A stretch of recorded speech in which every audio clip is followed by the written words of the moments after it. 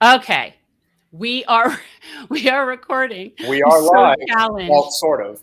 But Hopefully, I yeah, didn't delete the most important broadcasts or ones that haven't been done yet, because don't hate me if that happened. So, pleased to bring into the studio. She is the congressional representative of Illinois' 3rd Congressional District. You know her as a primary champion, but that is just the appetizer because she has to do it again. Now running in Illinois' new 6th Congressional District. Marie Newman, welcome to Generational Change. Well, thank you for having me. So pleased to be here. thank you, and thank you for putting up with our nonsense prior to being recorded. We, Makes it more challenging. as Peter just said, there has been redistricting. I'm assuming that Illinois got an additional seat. We have here in Florida as well. And if you could talk, I mean, let's start with talking about that issue right there and how that's affecting, where you are. Right. So we actually lost an electoral vote. We lost about 8,000 people in the census from 2010 to 2020. So obviously we lost an electoral vote. That always wreaks havoc in any state, right? We're a very blue state for the most part, but then that just creates challenges. So what effectively happened is that the silver lining in our redistricting story is that we were able to create a Latino influence group that's getting closer to be a VRA district. So that's the silver lining.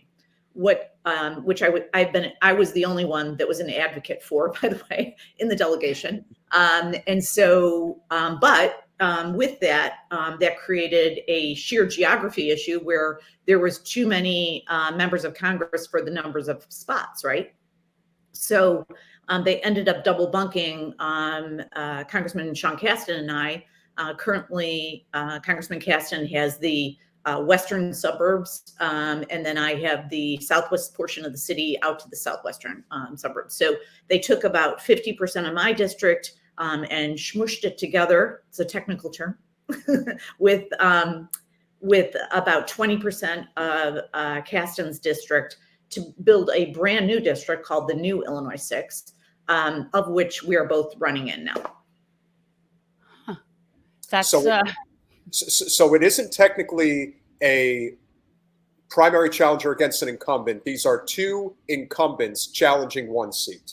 Yeah, it's a new district and two incumbents running. So that's the best way to describe it, because it's a brand new district. Right. And it just happens to be where you are. It's not that you moved to someone's district to challenge somebody else. That's something that here's the extra fun twist, because Illinois is filled with all kinds of fun twists at the end of the day, is that we went through a series of maps like you do in a redistricting process. And the final one had Sean and I double bunked at literally the 11th hour, about an hour before the legislators went to the floor to vote on the map. I was moved one block out of my district, the New Illinois 6, because apparently somebody didn't want to run against me.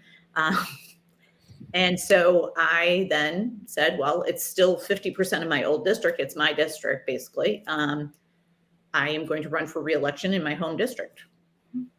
Yeah, that makes the most sense. We're speaking with Congresswoman Marie Newman of Illinois' 3rd Congressional District. You know, one of the major issues that's obviously been of hot debate on Capitol Hill, but as it is, at the state level, Illinois is a very blue state. Florida, where we are, is a very red state. Yeah. Gerrymandering is a very serious problem. And the way these districts get cut up, it's done deliberately so that, and it works both ways on both sides in regards to, the long-term incumbents are typically very well protected. And obviously yourself being a new representative, can you talk about some of the challenges that a non-corporate representative like you faces when it comes to, even in a blue state, issues like gerrymandering and now being, put in the situation that you're in? Because we see that throughout Florida when it comes to having, 27, what will now be 28 congressional districts here in the Sunshine State. Maybe 5 of them are competitive. The rest are completely protected. And it doesn't allow for accountability for the representatives. Yeah.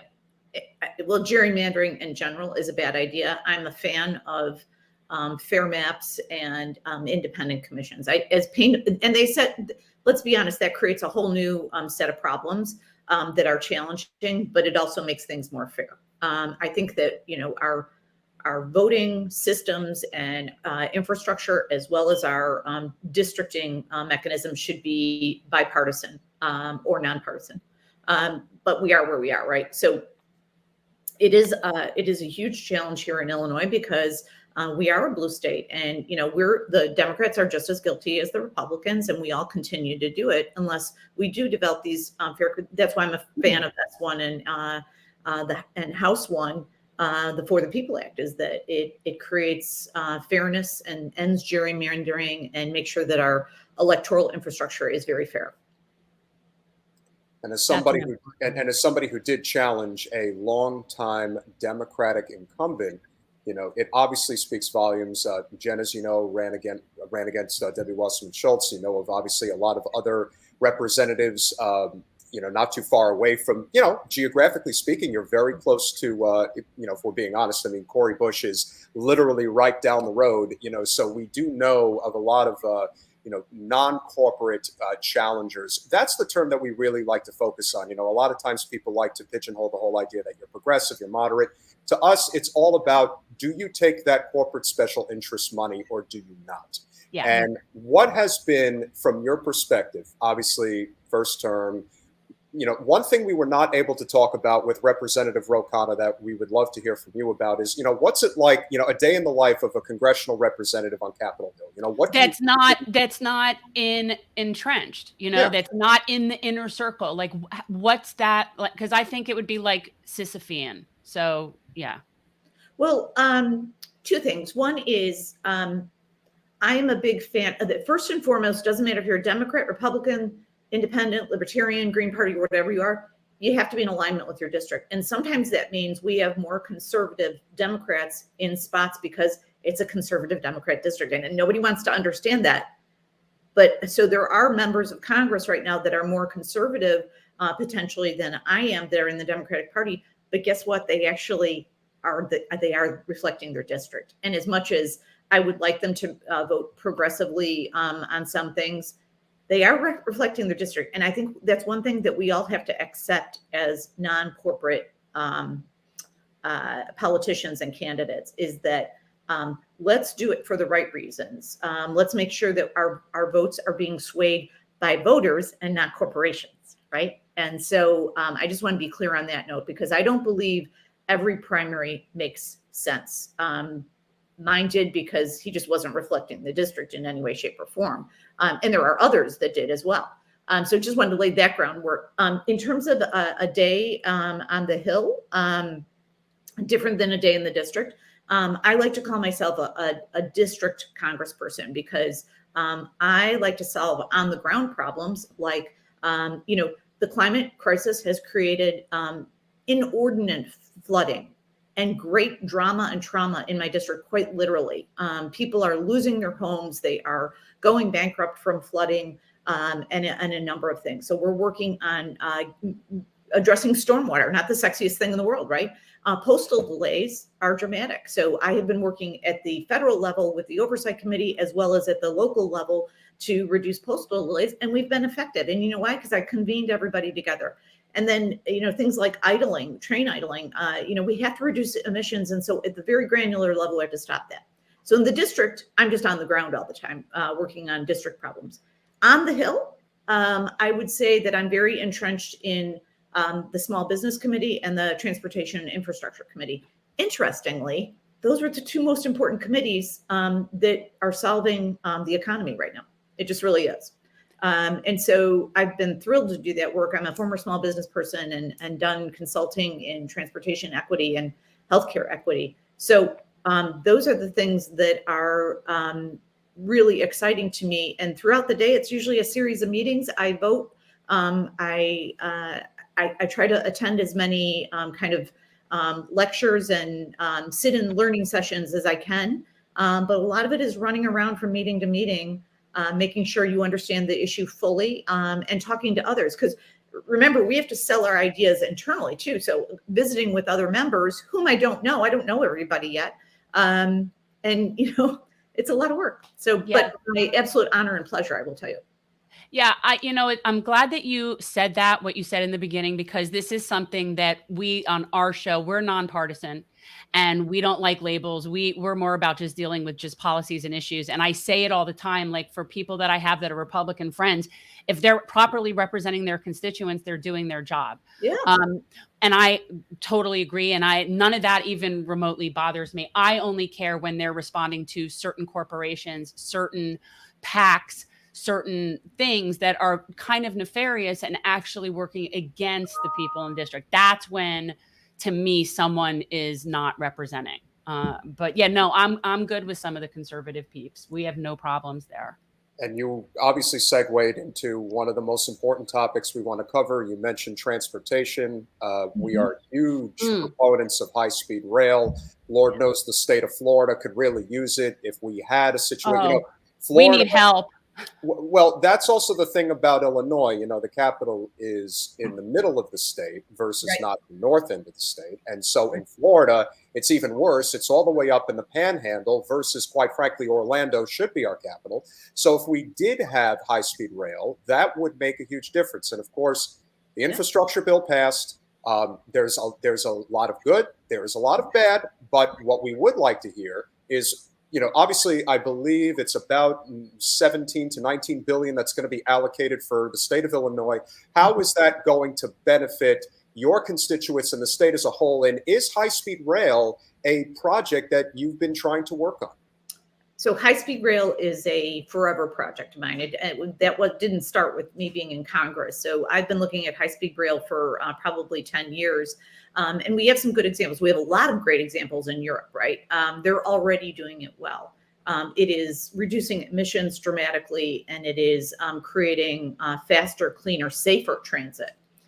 Interestingly, here in Illinois, we have a couple of spots which it would be fairly easy to create a thoroughfare high-speed rail. Some of it would be intended to allow folks to get to the airport more readily.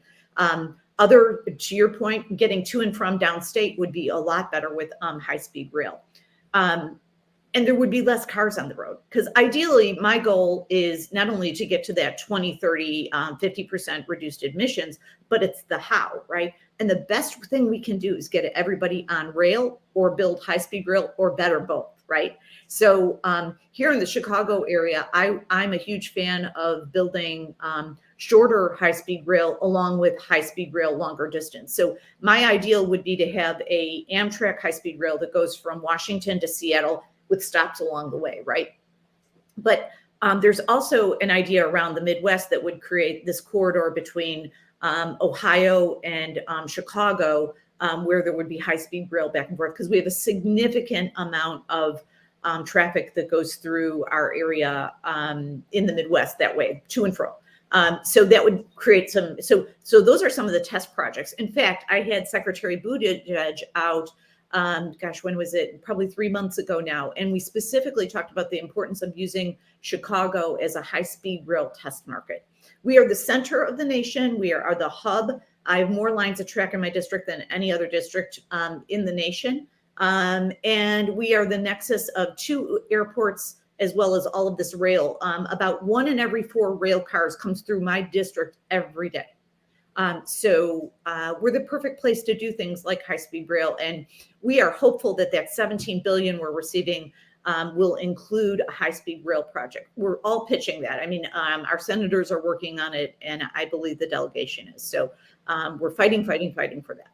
I'm just chomping at the bit. I wish we had a representative that would fight for that for us. We can't even get the train to go from West Palm Beach to Orlando. We can't even get the Brightline train to extend that far here.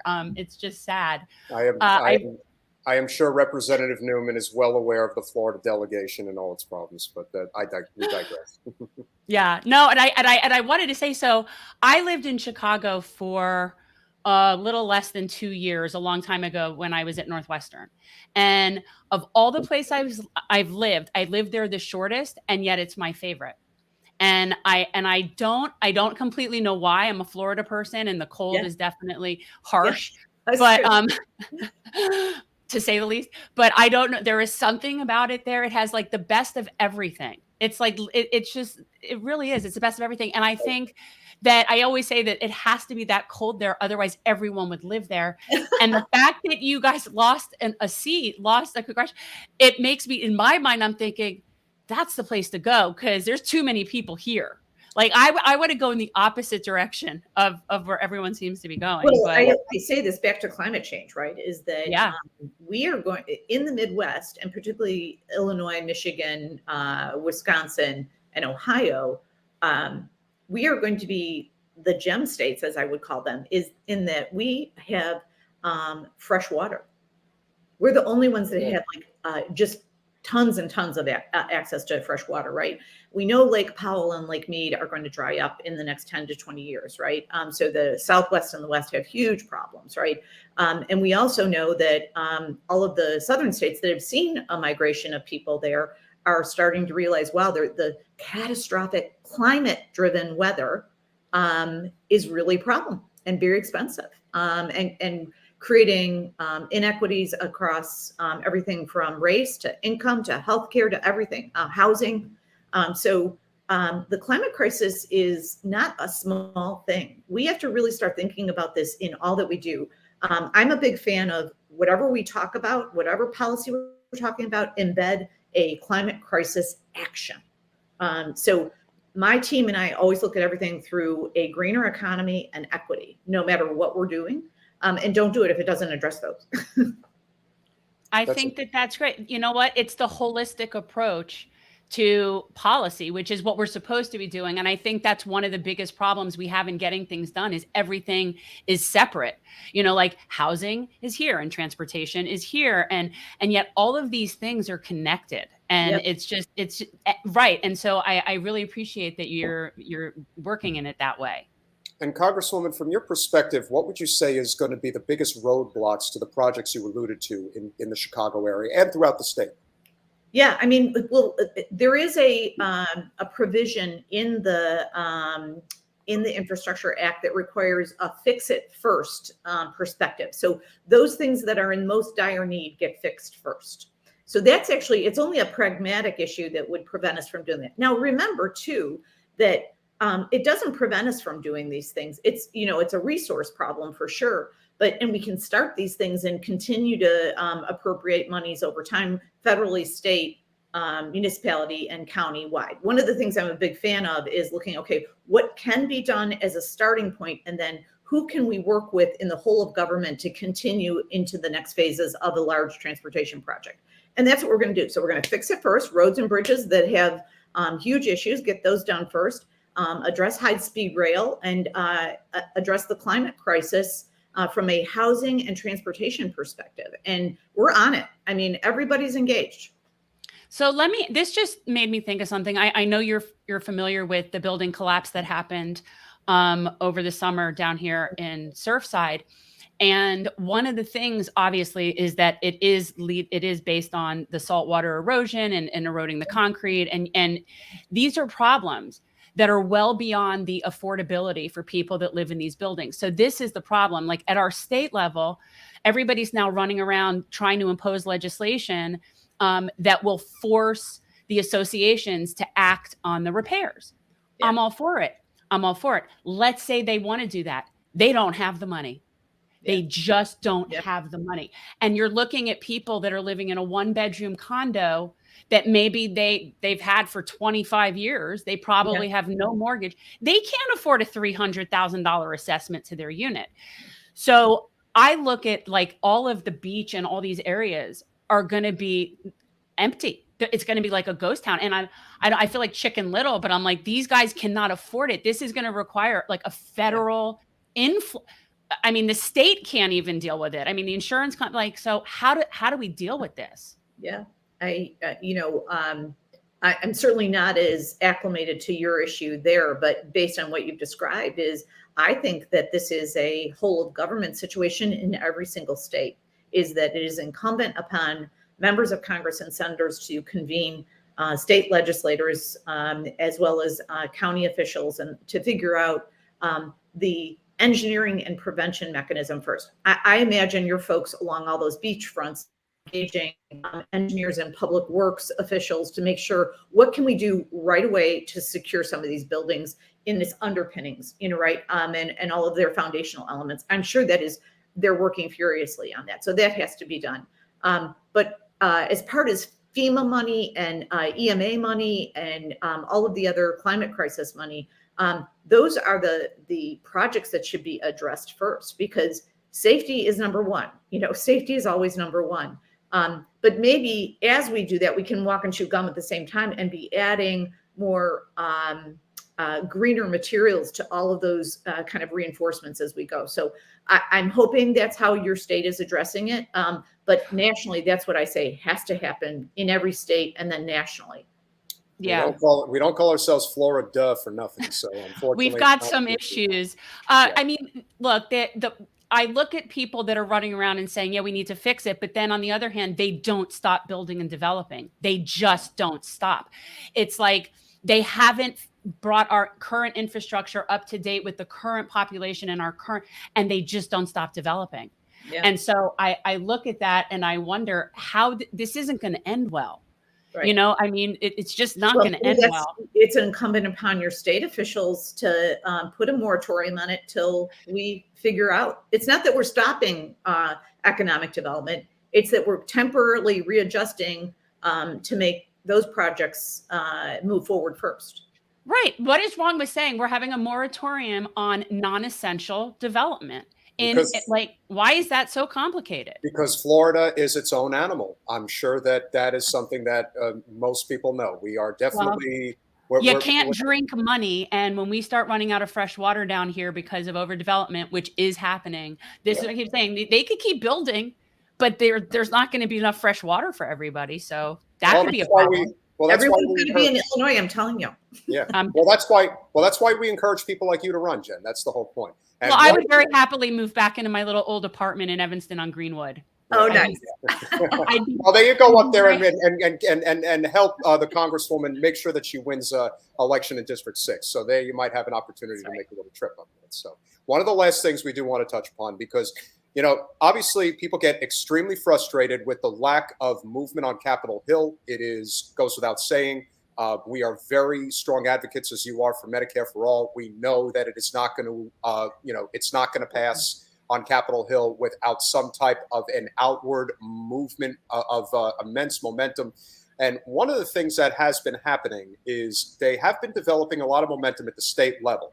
There is the New York Health Act, which is garnering momentum. There is CalCare in California, which Representative Khanna supports. And then, of course, you also have Whole Washington. There are these state-based organizations. I don't know of one in Illinois. There probably is. I'm not familiar with it.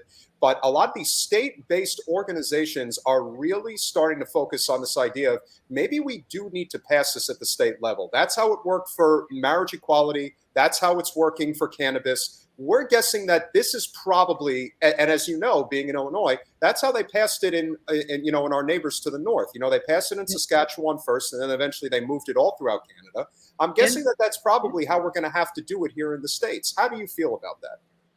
I'm actually a fan of that. And here, look, there's a bunch of different ways to skin this cat. So during my campaign and here in Congress, while we've gotten sidetracked a little bit by these bigger packages, I'm a fan of rolling out pieces at a time. So it's the same principle. So I'm a former management consultant, and I like rolling out portions of plans or programs, testing them, making them better, rolling out, and piece by piece, right? So I've always said, let's do Medicare for all over time and roll it out in pieces so that we can course correct and make it better and keep rolling it out as we go along.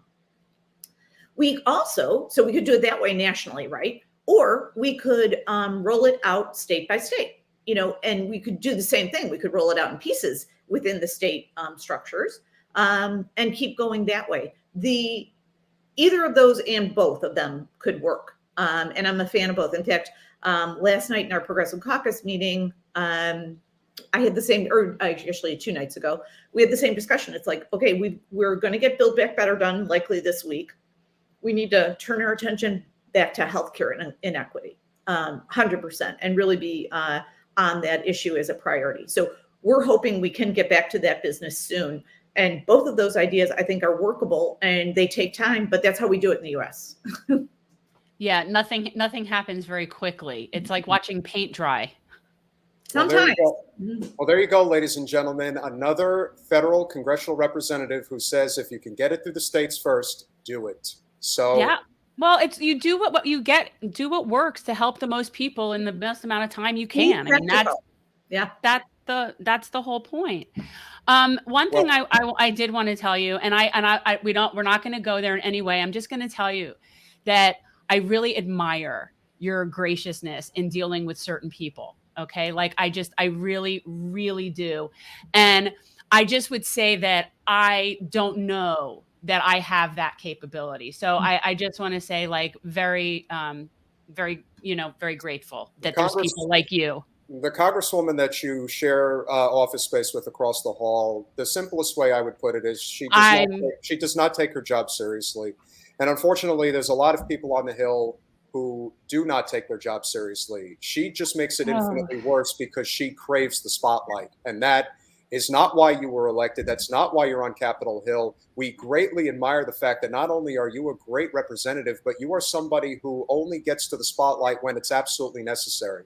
Because this is a very important job, and again, as Representative Khanna, said on our show, this is one of the most privileged positions that you could be in in the world. Yeah. And to treat the job as anything other than that is a horrific miscarriage of justice. And the fact that the fact that the Congresswoman from Georgia decided to see, you're getting more specific than you'd be. I think that Congresswoman Newman understands what I'm saying, and that is not. I don't think I would be so tame if somebody was disrespectful about my family. That's for sure. Well, you know what I mean. You do have a job to do here, and I think you're both right. Is that let's focus on what we have to get done and move on. My mom has a saying: "Move up, on, and over across bullies." Right. Just go right past them. And so that's what we did. And this is a very serious job, and you have to take it seriously. And I don't think she is. That said, I am. And so I have spent all my time worrying about that and not about her.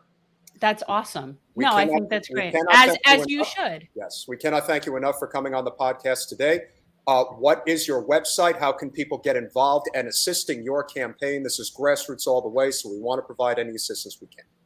Well, right now we are redoing the campaign side website, but it is marienewmanforcongress.com. It should be up in a couple days, but you can go to all of our social media, right? All you do is type me into Twitter and Facebook and Instagram, and I'll pop up all of my positions and all of that. So hop on all of our social media, and you'll keep abreast of what we're doing. And my marienewmanforcongress.com website should be ready to go for the new campaign. Yay, go team.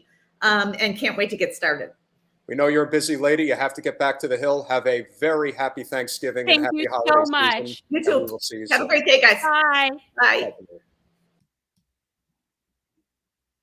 I think that was great. Hold on, let me